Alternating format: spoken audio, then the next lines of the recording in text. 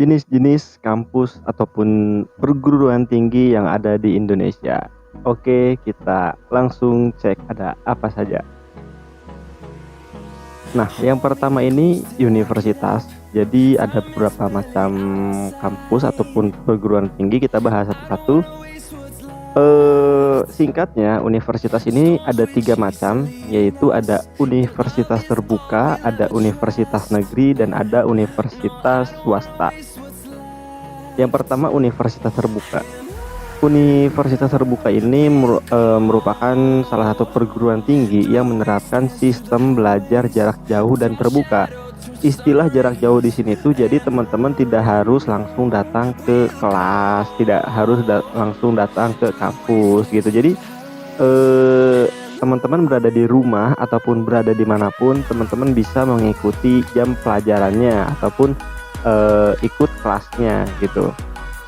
Lalu terbuka di sini adalah tidak ada batasan umur. Kalau di universitas negeri itu ada batasan umur, dan apa namanya, di universitas terbuka ini itu tidak ada tuh batasan umur. Jadi buat teman-teman semua, berapapun umur teman-teman, nanti misalkan udah lulus nih S1, teman-teman mau ikut universitas terbuka, ya teman-teman bisa gitu loh. Yang penting teman-teman punya ijazah SMA ataupun ijazah sekolah gitu loh. Lalu kita next, selanjutnya itu ada universitas negeri. Jadi universitas negeri adalah jenis kampus yang dimiliki atau dikelola oleh negara. Jadi cara mengetahuinya negeri atau enggak, teman-teman bisa melihat di akhir namanya. Kalau negeri ya pasti perguruan tinggi negeri gitu loh, ataupun PTN. Kalau swasta ya perguruan tinggi swasta. Kalau ditanya apa bedanya dengan universitas terbuka, ya kalau di perguruan tinggi negeri itu teman-teman nanti wajib datang langsung ke kampus ataupun masuk ke kelasnya untuk mengikuti jam ataupun juga pelajaran-pelajaran yang ada. Tetapi pada saat ini dengan kondisi pandemi COVID ini, banyak kampus-kampus yang menerapkan sistem daring. Jadi melewati Zoom meeting ataupun juga Google Meet gitu untuk kelas-kelasnya.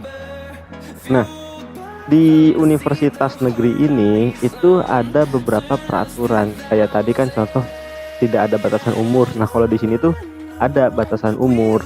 Jadi buat teman-teman nggak bisa sembarangan masuk ke perguruan tinggi negeri, dalam tanda kutip umurnya gitu loh. Oke, kita lanjut. Nah, lalu selanjutnya yang terakhir di universitas itu ada universitas swasta. Jadi universitas swasta ini diselenggarakan dikelola oleh universitas tersebut gitu. Beda dengan tadi universitas negeri itu dikelola oleh pemerintah, oleh negara. Nah, kalau ini itu dikelola oleh dianya sendiri gitu, secara mandiri.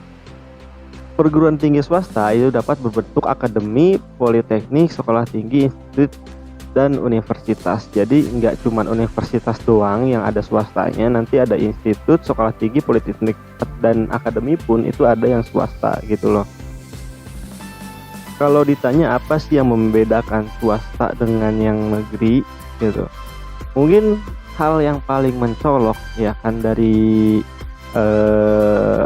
di kalangan masyarakat yang udah lumrah diketahui, mungkin dari segi biaya. Jadi kalau di universitas swasta itu biasanya biayanya lebih mahal gitu. Buat teman-teman semua dalam hal UKT-nya ataupun juga nanti ada uang pangkal ataupun uang bangunan gitu loh, itu lebih mahal dibandingkan yang negeri. Nah, oke, kita lanjut. Ini ada beberapa contoh universitas negeri dan juga ada universitas swasta. Teman-teman nanti bisa lihat aja contohnya. Nah, yang selanjutnya itu adalah institut. Apa sih institut? Jadi institut itu adalah perguruan tinggi yang menyelenggarakan pendidikan akademik. sekali lagi nih buat teman-teman yang pusing apa sih pendidikan akademik, apa sih pendidikan vokasi dan profesi, itu teman-teman bisa lihat videonya, penjelasannya di di deskripsi video ini. Nah, institut itu perguruan tinggi yang menyelenggarakan pendidikan akademik dan juga bisa ataupun dapat menyelenggarakan pendidikan vokasi dalam sejumlah rumpun ilmu pengetahuan dan atau teknologi tertentu. Contohnya, misal namanya aja itu udah Institut Pertanian Bogor. Berarti ya fakultas-fakultasnya, jurusan-jurusannya yang ada itu berkaitan dengan bidang pertanian ataupun rumpun ilmu yang berkaitan. Contoh lainnya Institut Teknologi Bandung. Nah di situ berarti fakultas-fakultasnya ataupun jurusan-jurusannya yaitu berkaitan dengan teknik dan teknologi gitu loh. Nah kita lanjut. Jadi institut itu lebih fokus dan terbatas bidangnya dibandingkan universitas. Ya contohnya kita ambil Universitas Pajajaran, Unpad lah. Itu ada pertanian, ada peternakan, ada hukum dan lain-lain gitu kan. Kalau di institut ya kayak tadi Institut Pertanian Bogor ya berarti dia tentang pertanian doang gitu loh bedanya. Oke kita lanjut. Nah ini ada beberapa contoh institut. Yang selanjutnya tadi ada universitas, ada institut, dan sekarang adalah politeknik. Jadi apa sih politeknik? Politeknik ialah suatu perguruan tinggi yang menyelenggarakan pendidikan vokasi di dalam berbagai bidang atau kelompok ilmu pengetahuan dan juga teknologi. Nah, jadi berbeda dengan tadi institut yang bisa akademik dan juga bisa vokasi, kalau politeknik ini dia khususnya itu vokasi gitu loh. Jadi buat teman-teman nanti kalau biasanya pendidikan vokasi ini adalah suatu pendidikan yang mana lulusnya itu lebih cepat. Ada D1, D2, D3 dan ada juga D4 gitu. Jadi kalau teman-teman nanti disesuaikan aja dengan kebutuhan teman-teman. Teman-teman butuhnya seperti apa? Apakah butuh gelar D1, butuh gelar D2, D3, D4 ataupun gelarnya sarjana gitu, S1, S2, S3. Nah, itu bisa disesuaikan dengan kebutuhan teman-teman. Oke, kita lanjut. Nah, ini ada contoh politeknik di Indonesia. Nah ini beberapa jalur yang teman-teman bisa ikuti kalau teman-teman mau masuk ke politeknik. Kita lanjut aja, nanti ini tadi yang di skip kayak contoh terus juga jalur itu teman-teman bisa baca sendiri aja, nanti di share materinya gitu, PowerPoint-nya di share, jadi teman-teman bisa baca sendiri. Nah supaya singkat ini kita bahas pengertiannya aja gitu ya. Nah yang selanjutnya tadi setelah ada universitas, institut, politeknik, sekarang ada sekolah tinggi. Sekolah tinggi merupakan perguruan tinggi yang menyelenggarakan pendidikan akademik, pendidikan vokasi, dan pendidikan profesi dalam sejumlah ilmu pengetahuan, teknologi, dan seni. Nah bedanya sekolah tinggi itu hanya menyelenggarakan pendidikan untuk satu rumpun ilmu tertentu saja. Dengan kata lain, sekolah tinggi sama dengan satu fakultas yang terbagi dalam berbagai jurusan.